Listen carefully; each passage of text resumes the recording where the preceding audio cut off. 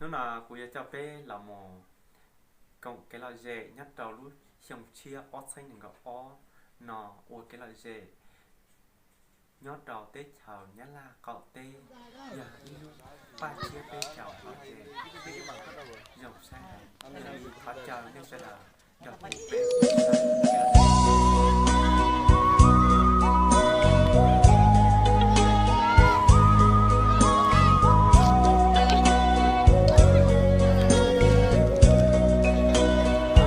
Rồi mới nhú.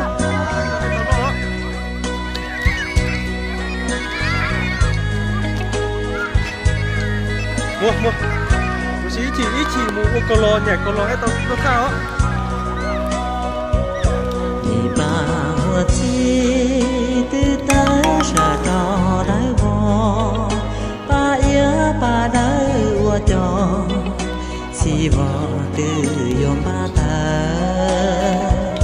trò lò trò lỡ bê phong lu chi bê nhau lu ê cú tu luôn gầu con ngầu nhỏ san du thứ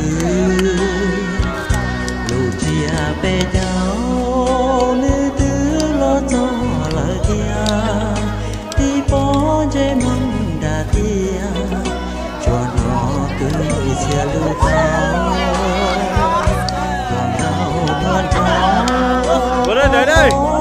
Kéo đây tôi sát đã. Địa chi mua đi từ tranh nhau còn gì Kéo đây.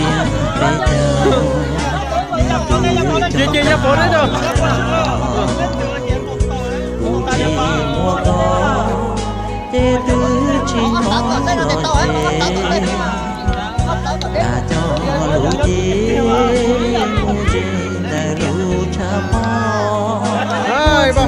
tu cha wa có lo lũ xiên tu chi rong ô mi cao hô cha có yo chi cho Ở đây đây sao? yo chia bé cháu trong nó muôn đi chào muôn đi tu